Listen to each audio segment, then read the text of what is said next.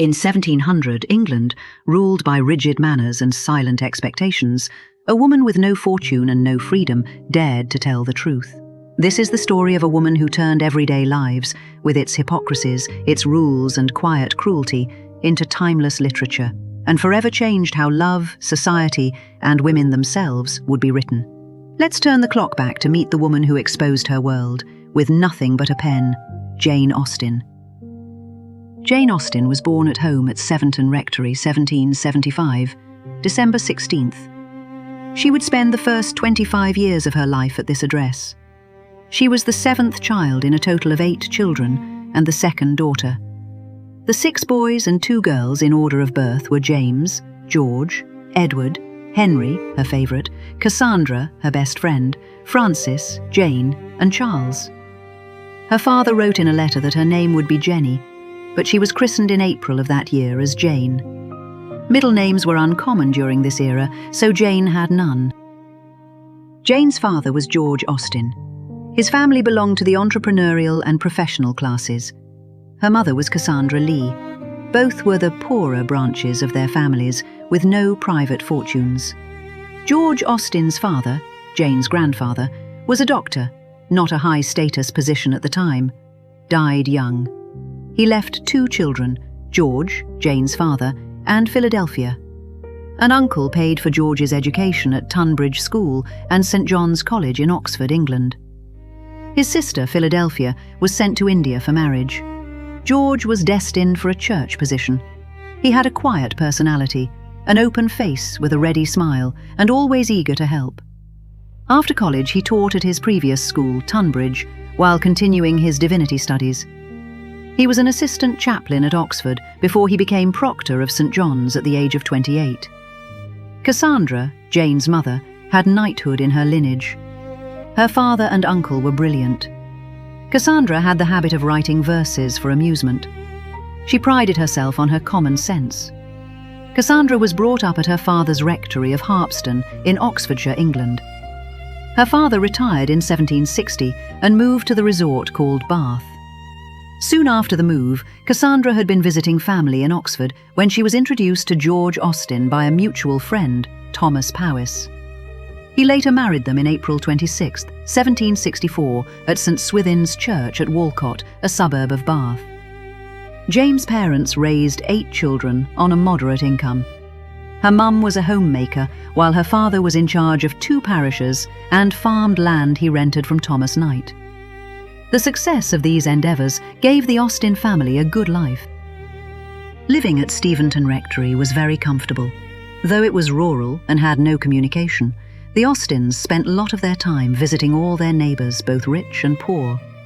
They attended balls given by the local gentry of lords and dukes. Because of George Austen's occupations, the Austens were granted a higher social status, a very idyllic upbringing for Jane that helped her format her writing arts. Cassandra. Jane's sister, Cassandra, was Jane's closest and dearest sister and friend. She was almost 3 years older than Jane. She was quiet and more reserved than Jane. Cassandra loved Jane's cheerfulness and spirit. Cassandra was engaged to a clergyman, a pupil of her father's, named Tom Fowle. He left for the West Indies as an army chaplain on a military expedition in hopes of raising some savings.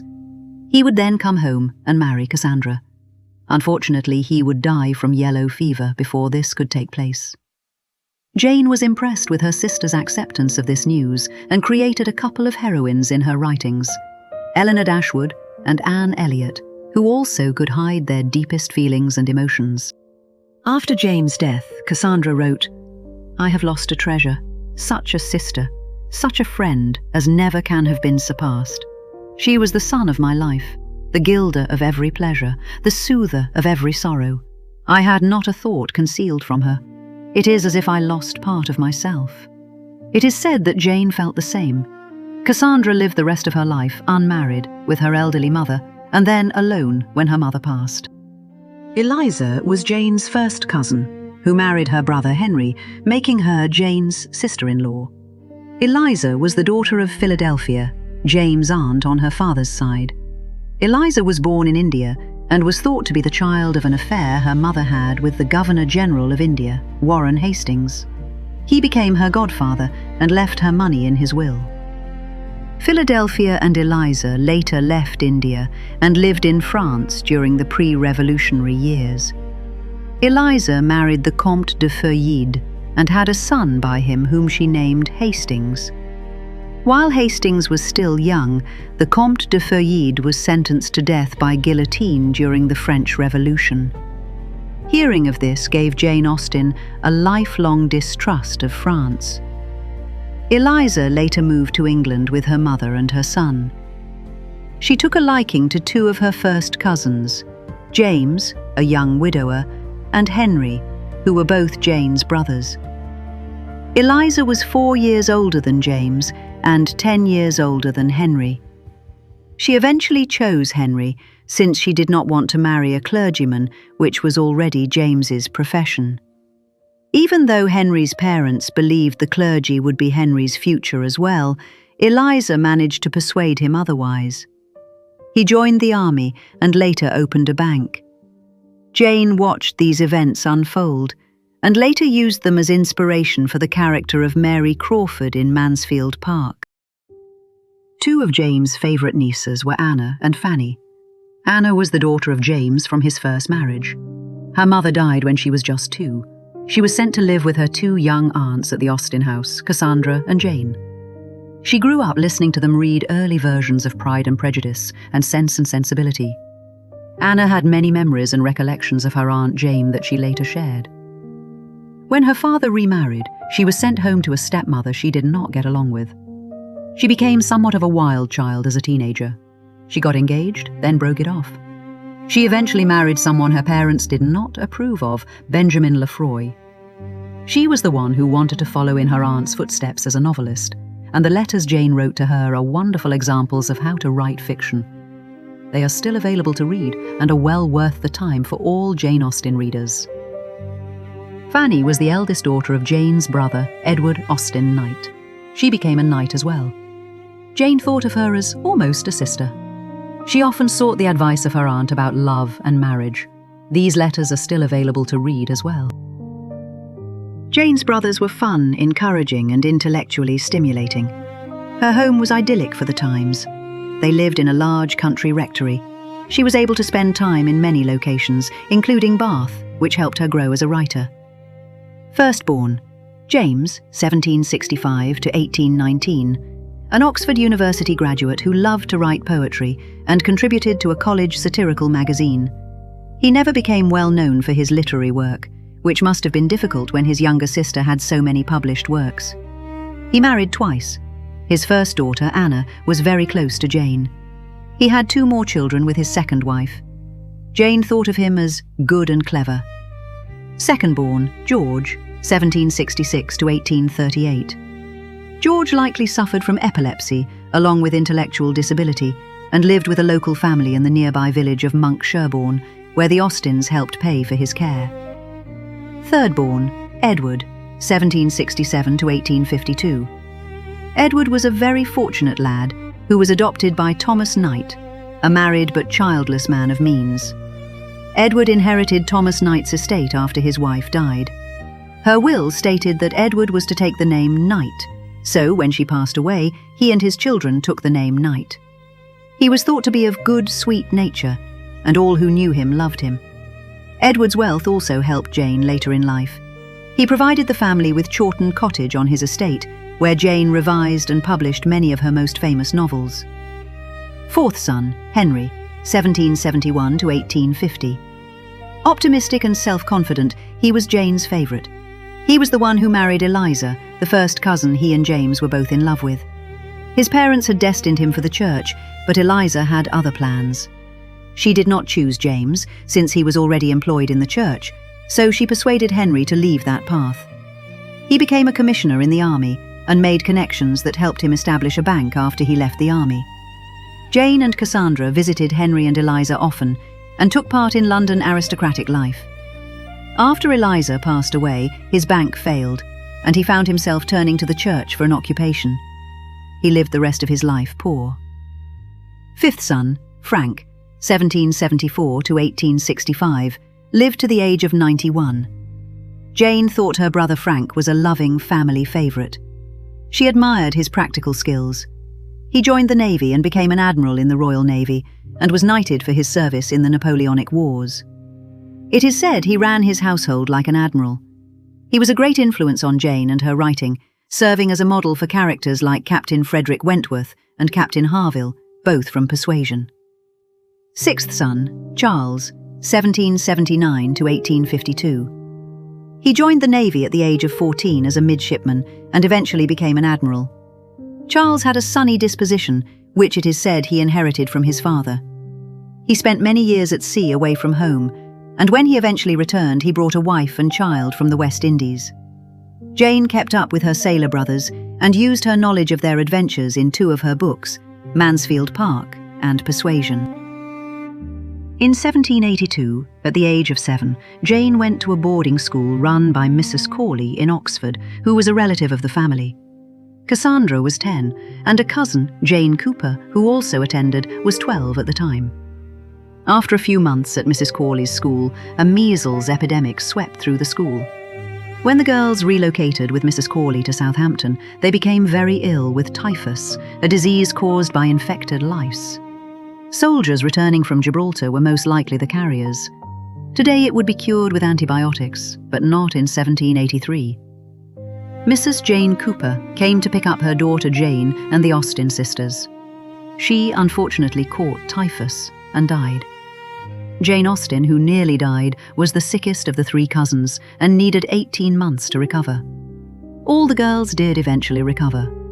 In 1785, Cassandra and Jane attended the Reading Ladies' Boarding School in the Abbey Gateway in Reading.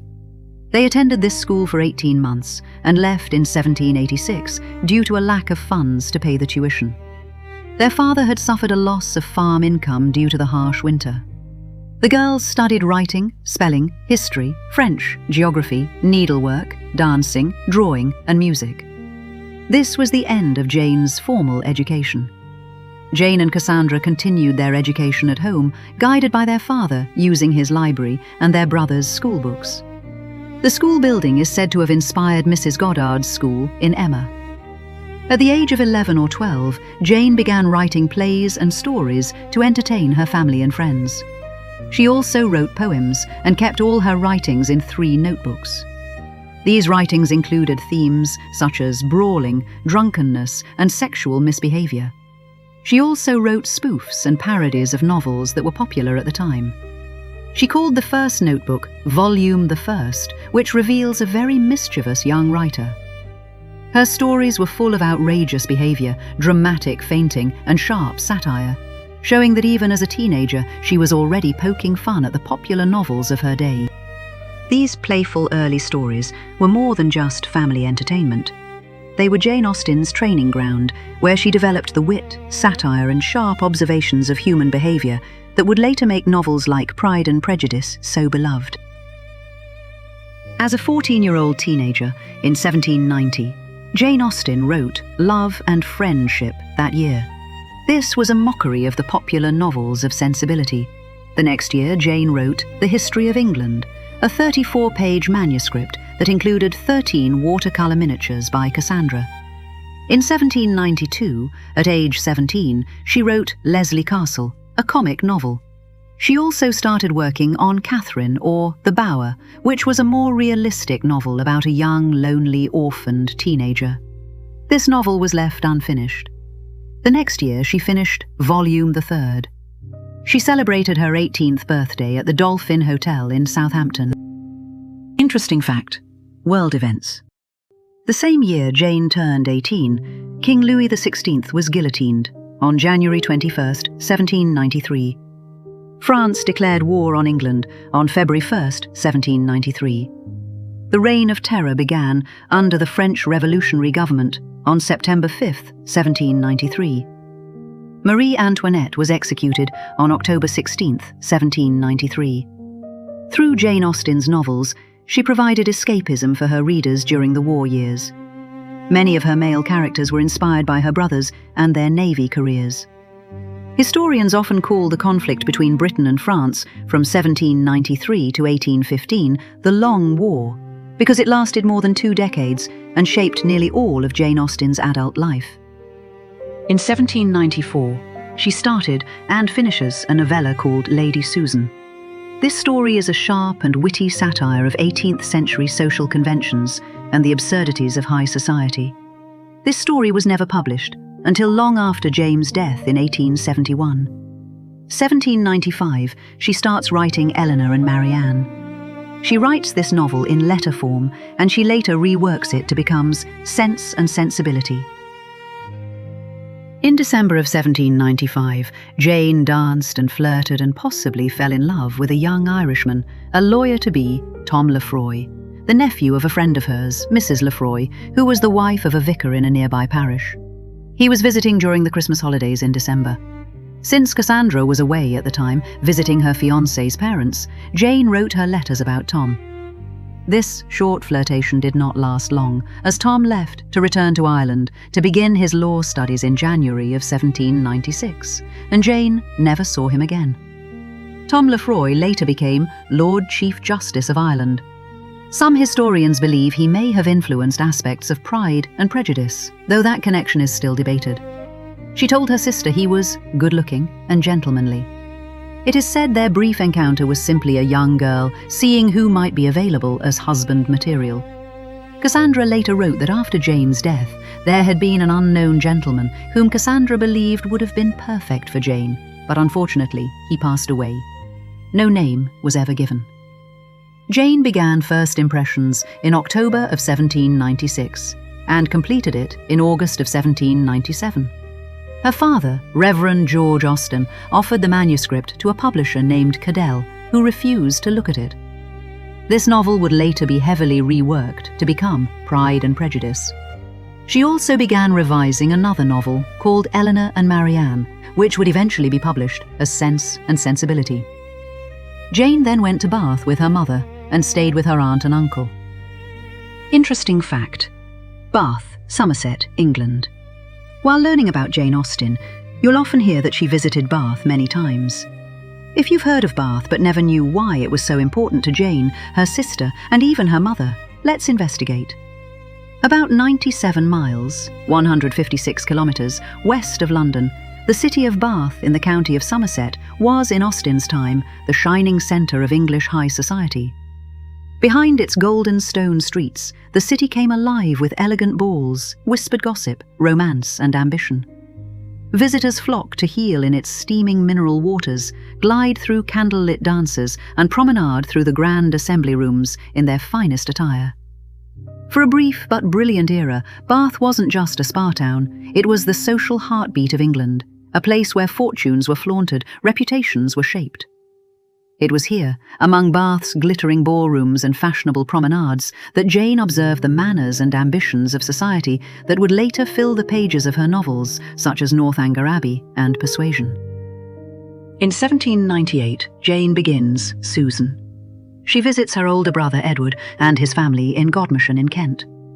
The birth of her nephew, James Edward Austen, happened on November 17, 1798. This nephew would be the one to later write Jane's biography. Interesting fact: letters.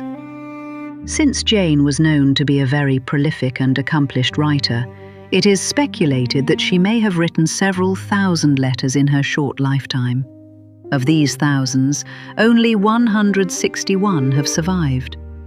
Because Jane wrote about everyone and everything, her sister Cassandra destroyed many of the letters to protect Jane's reputation and the feelings and concerns of family and friends.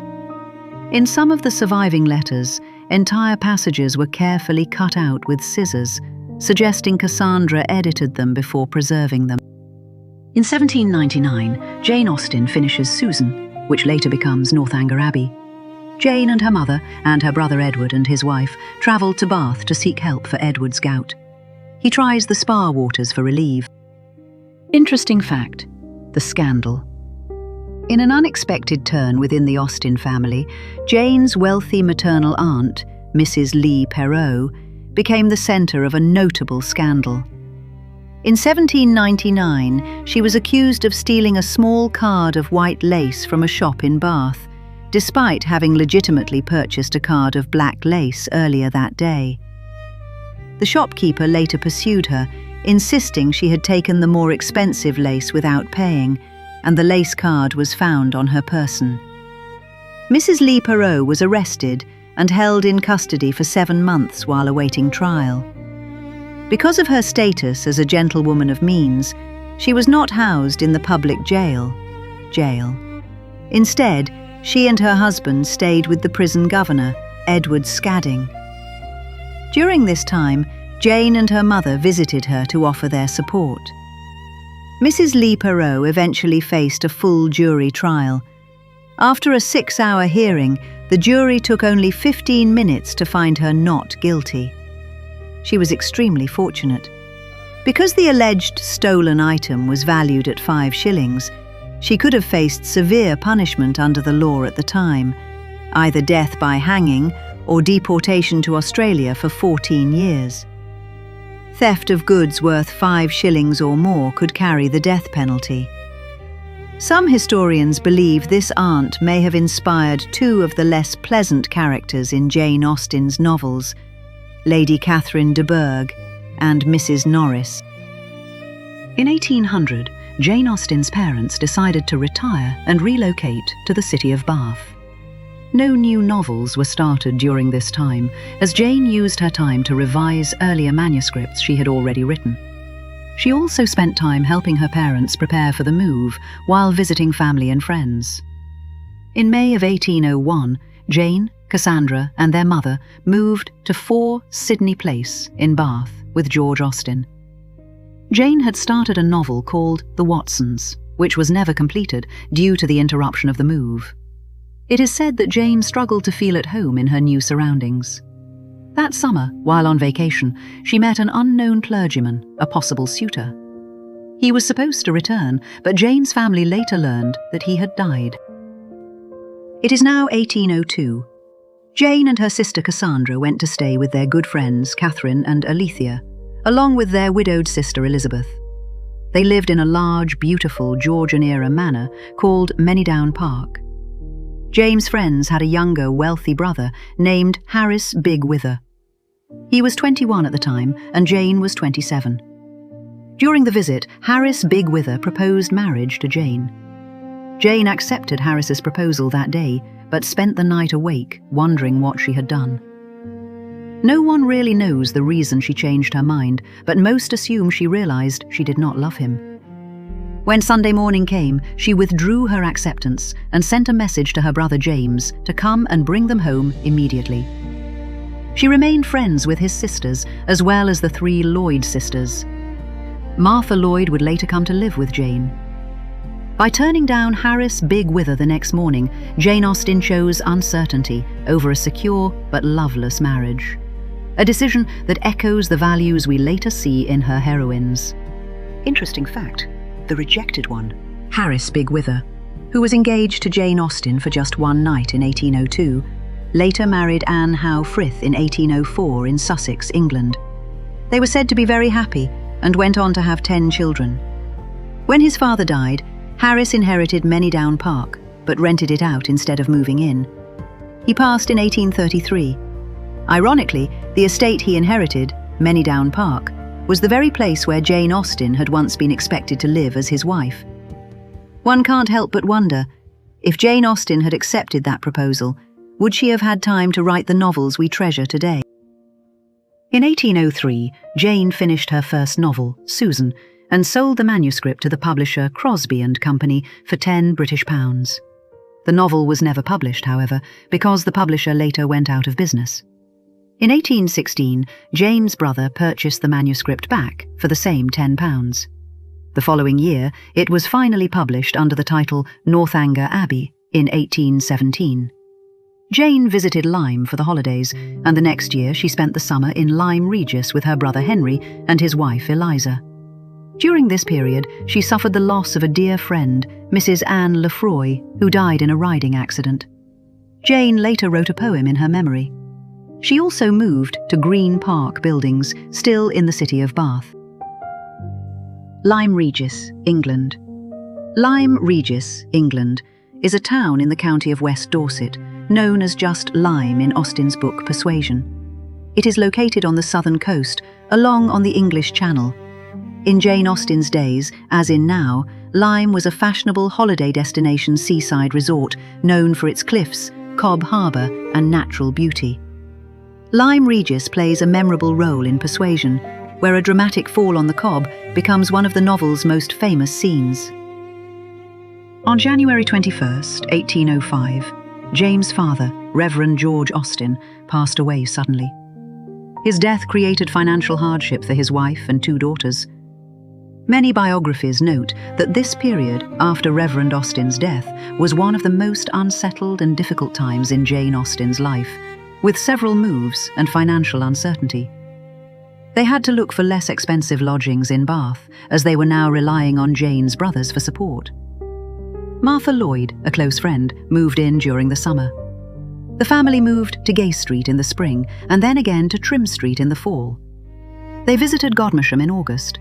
In 1806, Jane and Cassandra, their mother Cassandra, and Martha Lloyd left Bath on July 2nd, forever. They travelled to Addlestrop Rectory in Gloucestershire, spent time at Stoneleigh Abbey in Warwickshire, and from mid-August to mid-October visited Jane's cousin, the Reverend Edward Cooper, in Hamstall Ridware, Staffordshire. In October they moved to Southampton. The following year, Jane, Cassandra, their mother, and Martha Lloyd moved in with Jane's brother Francis, Frank, and his wife Mary at 2 Castle Square in Southampton. This arrangement worked well, as Frank was away at sea for long periods and the shared expenses benefited everyone. They lived in Southampton for 5 years. During this time they also visited Edward at Great House in Chawton. Yet during these uncertain years, Jane Austen quietly continued writing, unaware that her stories would soon begin to reach the world beyond her family circle. More travel and visits followed in 1808. She visited family and friends in Godmersham in June. They also visited Steventon and Kintbury. That year she wrote verses for her friend Catherine Biggs' wedding. She wrote to Cassandra about family news and continued dealing with the issues concerning her novel Susan, which remained unpublished. Brother Edward offered them Chawton Cottage to live in. In April of the following year, she wrote an angry letter to Richard Crosby, the publisher, about Susan. She offered him a new manuscript of Susan if he agreed to publish it immediately or return the manuscript to her at once. He refused to be tied to a specific time frame and told her she could repurchase the manuscript for the £10 he had paid her. She did not have the funds at the time. The Austens left Southampton and moved to Chawton Cottage in July. This move provided the stability Jane needed to continue her writing. In 1810, Jane used her time to prepare Sense and Sensibility for a publisher, while her sister Cassandra created the only authentic lifetime portrait of Jane Austen. It was done in pencil and watercolour. This small sketch by Cassandra is the only portrait widely accepted as showing Jane Austen as she truly appeared. 1810 was the last year before Jane Austen became a published author. In February 1811, Jane began Mansfield Park. In March, she visited her brother Henry and his wife Eliza in London and corrected the proofs of Sense and Sensibility. Cassandra was visiting Godmersham, which gave Jane an opportunity to write many letters. Between May and June, she returned home to Chawton and continued writing to Cassandra. On October 30th, 1811, Jane Austen made her literary debut when Sense and Sensibility was published by Thomas Egerton. The novel follows the lives of the Dashwood sisters and was published under the pseudonym By a Lady. Jane actually paid the printing costs for Sense and Sensibility, taking a financial risk. But the novel's success meant she soon earned back far more than she invested. In November, Jane visited her brother James at Steventon. During the winter of 1811, Jane began extensive revisions to the manuscript she had called First Impressions, which would later become Pride and Prejudice. In November 1812, Jane Austen sold the copyright of Sense and Sensibility to T. Egerton for £110, roughly a little over $10,000 in today's money. The following year, in January 1813, Pride and Prejudice was published under the name By a Lady. Jane visited Henry at Sloane Street in May and finished Mansfield Park in July. In September, she visited her recently widowed brother Henry at Henrietta Street. From September through November, she visited Godmersham. By October 1813, a second edition of Sense and Sensibility had been released, and in November, a second edition of Pride and Prejudice followed. Jane Austen completed first impressions around 1796 to 1797, but the manuscript was never published in its original form.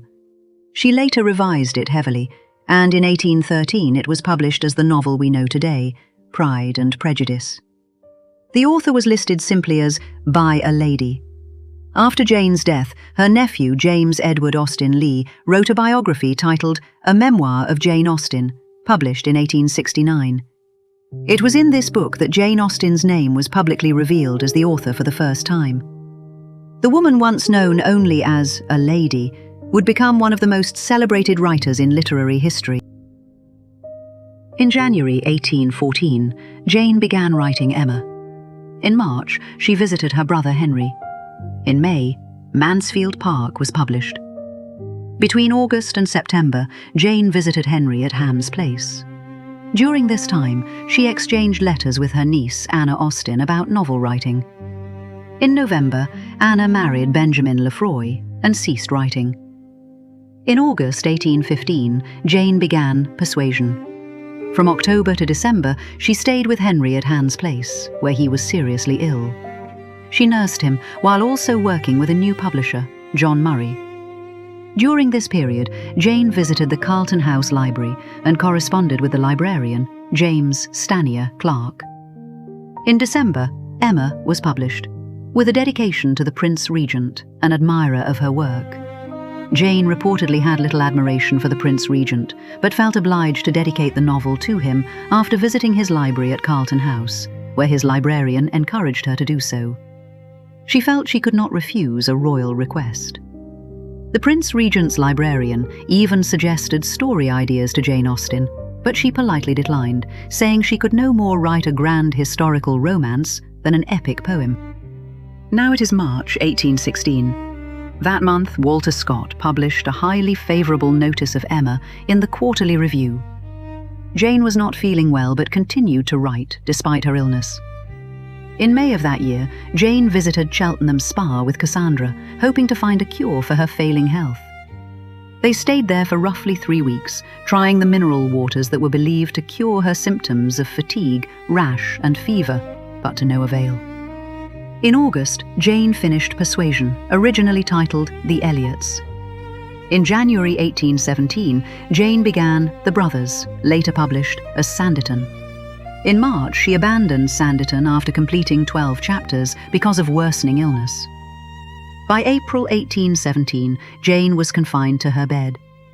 On April 27th, she wrote a short will, leaving nearly everything to her dearest sister Cassandra. On May 24th, Jane and Cassandra moved to Winchester, seeking medical treatment. On July 18th, 1817, Jane died at her lodgings in Winchester. She was only 41. She was buried in Winchester Cathedral, in Hampshire, England. No one is certain exactly what Jane died from. Some of her symptoms, taken from her letters, include joint pain, fever, and skin lesions which steadily worsened over time.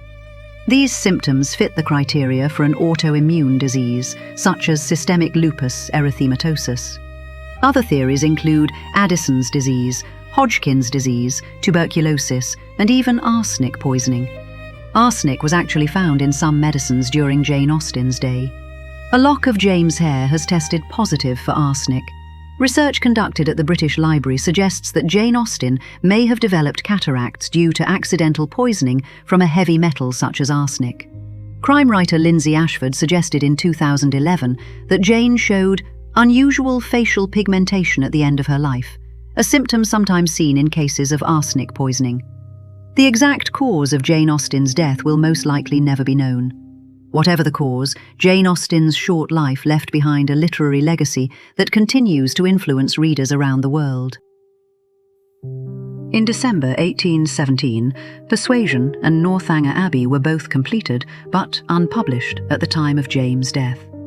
Her favourite brother, Henry, oversaw their publication and wrote a biographical notice for the preface, titled A Biographical Notice of the Author. This was the first time Jane Austen was publicly identified as the author. In 1869, Jane's first biography, a memoir of Jane Austen, written by her nephew James Edward Austen Lee, was published.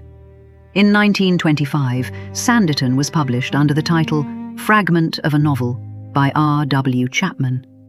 Various endings have been written and published over the years. The people she loved, the places she visited, and the world she carefully observed all found their way into her stories, leaving us a legacy that still speaks to readers today. Coming up next, Rosa Parks. From childhood to that moment on the bus, her life was shaped by segregation and injustice. So what gave her the strength to finally say, enough? Don't miss her amazing story. If this story inspired you, join us as we continue uncovering the lives of women who changed the world. Subscribe to Heroines of History and keep the light of history alive. And let us know in the comments who your favorite heroine is.